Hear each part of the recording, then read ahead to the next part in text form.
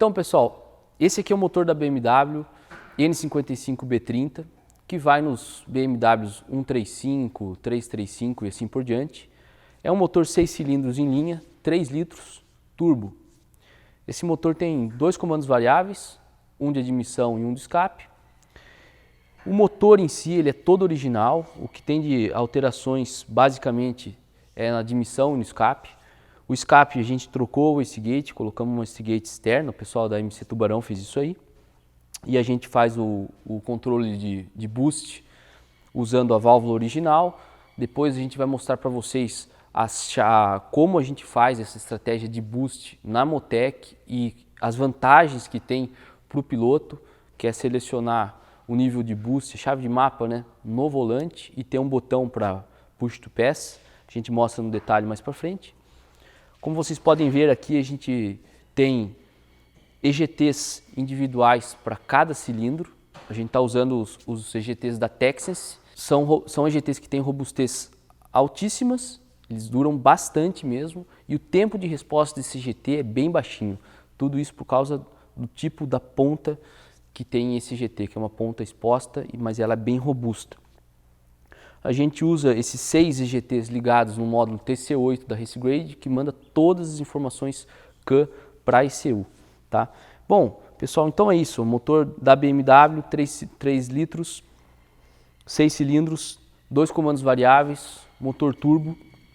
E a gente usou todos os sensores originais. Tudo original. E então esse é um grande desafio, foi um dos grandes desafios desse projeto, porque a gente teve que estudar cada sensor, cada atuador no detalhe, para a gente conseguir desenvolver esse pacote do zero até o que a gente tem com a Motec. Então essa é a ECU da Motec que a gente usou nesse projeto, é uma M142, ela faz injeção direta, tá? Até 8 injetores. E aqui a gente consegue ver alguns detalhes dessa ECU e do chicote, né? Então, como vocês podem ver, ela tem 4 conectores. Então, ela basicamente é muito difícil a gente chegar num limite dela de utilização de entradas e saídas, né? Então, a gente acabou usando os 4 conectores, mas a gente ainda tem folga para adicionar sensores e atuadores, caso seja necessário nesse projeto. E um detalhe bem importante aqui que vocês podem ver, essa ECU tem um case de magnésio, ele é mais leve que o alumínio, suporta bem temperatura. E um detalhe do chicote aqui, vocês podem ver essa parte em vermelho aqui, é um back shell, que chama, ele é uma proteção de alumínio usinado em CNC, que ele vem atrás do conector da ECU da Motec e a gente consegue colocar um boot da Raking aqui, que é essa proteção aqui que vocês podem ver, que fica muito bem acabado o chicote e fica muito protegido também essa parte. Qual que é a ideia desse boot? Além da proteção, como vocês podem ver, ele tem esse formato aqui, que essa parte aqui fica uma região mais gordinha aqui, né? Qual que é a ideia dessa região aqui? É onde a gente posiciona, vou contar um segredo para vocês, né? A gente posiciona todas as emendas que a gente precisa fazer nesse chicote. Então as emendas de 5 volts, as emendas de 0 volts e assim por diante, a gente posiciona aqui. Por quê?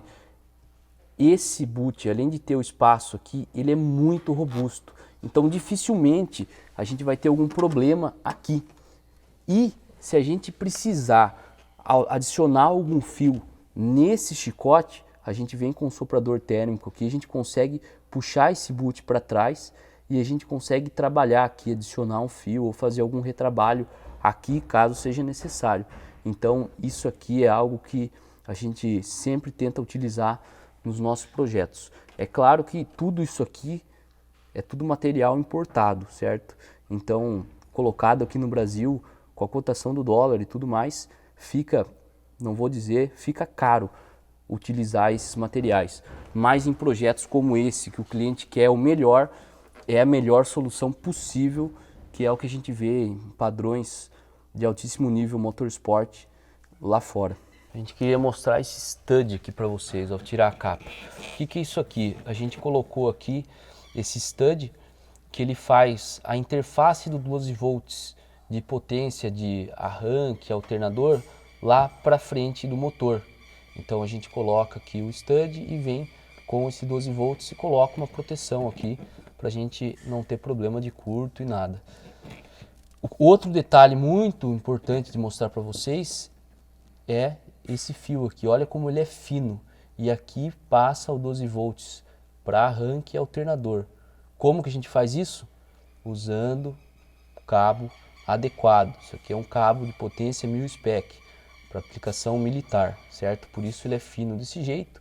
E a gente usa isso, não é porque esse cabo usa para qualquer aplicação, não. Porque a gente fez todo o levantamento elétrico do carro e a gente sabe exatamente quanto passa de corrente aqui e a gente sabe que esse cabo aguenta, certo, pessoal? Então tá aqui um detalhe aí que para carros de corrida conta muito, né? Economizar peso, certo? E dinheiro também, porque esses cabos mais finos são bem mais baratos e essa proteção aqui, que é um termo retrátil importado, quando a gente consegue economizar no diâmetro, cai muito o valor do termo retrátil. Então é muito importante fazer esse dimensionamento correto dos fios e cabos também por motivo de economia, não só de peso, mas como de custo final do chicote também. Então, pessoal, vamos mostrar mais alguns detalhes sobre o chicote interno da ICU, tá? Então estão aqui os 4 conectores e mais um detalhe bem legal de mostrar para vocês é como que fica o diâmetro de cada ramo do chicote, ó. Conforme a gente já falou, a gente usa fios escolhidos, cada fio é escolhido, certo? E a gente usa os fios de aplicação militar, que são realmente muito finos. Olha esse ramo do chicote, como fica fino. E até mesmo os que têm mais fios, eles também ficam bem, em uma espessura bem reduzida. Isso ajuda muito no acabamento do chicote, né? Então depois a gente junta esses 4 ramos em um ramo só e a gente usa a técnica de trança concêntrica, que vocês podem ver melhor aqui, ó. Olha como esse chicote fica bem acabado aqui e ele é possível fazer curvas, né, com essa técnica, né? Ele fica bem compacto e aqui a gente coloca um conector mil spec, né, um conector militar, mais um boot aqui para vocês verem da Raking, é um boot 90 graus, que vocês podem ver, faz essa curva e aqui fica fixado o conector que faz essa interface do chicote da ICU, o chicote interno, com o chicote do motor, que está do outro lado da corta-fogo, né? Aqui do lado vocês podem ver também um outro conector mil spec, e esse é o conector do PDM, que ele manda toda a parte elétrica da frente, de faróis e assim por diante. Tudo que está lá na frente vai por esse conector aqui, certo? Então a gente usou 2 da mesma família, um conector não é igual ao outro, um é de 63 vias, outro de 55 vias, então não tem como montar errado. E também tem todo o acabamento aqui com o boot 90 graus da Raking e assim por diante, né? Então tá aqui no detalhe o chicote interno da BM aí para vocês verem. Então a gente gostaria de mostrar nesse vídeo aqui o detalhe nos acabamentos desse chicote do volante, tá? É algo que dá bastante trabalho. Esses botões e as chaves são bem pequenininhas, então os contatos são soldados, não tem outra maneira. E para garantir a confiabilidade mesmo com a solda, a gente faz esse acabamento aqui com uma resina. Vocês podem ver como fica 100% vedado, não tem como a solda sofrer com vibração, certo? E você também não vê nenhum fio exposto, é tudo isolado, identificado, até mesmo as chaves rotativas. Olha como foi preso aqui os conectores aqui, para isso aqui não ficar solto e vibrando durante a utilização. E tudo isso aqui, vamos considerar, então tem 6 botões, mais 2 chaves, então a gente tem aí quase 15 fios aqui nesse chicote, é bastante coisa. Tudo isso a gente manda num cabo espiral aqui para essa aplicação, que tem um conector especial aqui próximo ao dash, que a gente consegue soltar o volante caso seja necessário. Bom pessoal, então esse motor tem duplo comando variável, tá aqui os 2 atuadores de admissão e exaustão. E é legal mostrar para vocês alguns detalhes do chicote, né? Ele é um chicote todo vedado, esse aqui é o chicote que a gente faz com a máxima qualidade, né? É o padrão Motorsport que a gente disse, ele é todo com material mil spec, fios Teflon. Vocês podem ver como o chicote fica muito fino, né? Ele é bem fino mesmo.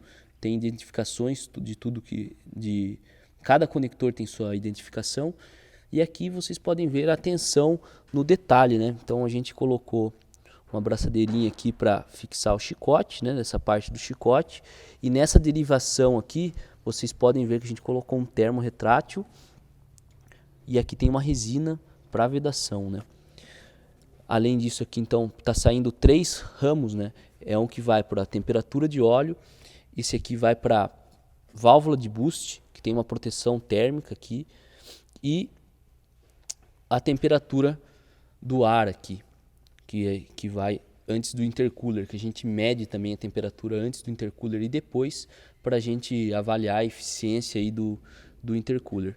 Então é legal que vocês analisarem no detalhe o chicote que a Twizy fez. Então aqui é um exemplo aqui de alguns desafios que a gente encontra quando a gente vai fazer um chicote para um motor como esse, né? Não é fácil achar conectores para todos os sensores e atuadores, né? Esses atuadores, vocês podem ver aqui que o conector é comum de se achar, né? O mesmo que se usa em diversos modelos de bico injetor. Mas esse aqui é um sensor de posição do comando de exaustão, que ele é usado para fazer o comando variável, né? O comando continuamente variável. E esse conector aqui foi até difícil de encontrar lá fora. Muitos itens desse chicote são importados e não conseguiu achar esse conector nem lá fora. Então o que a gente faz? A gente faz um trabalho onde a gente coloca os fios aqui de uma maneira robusta, certo?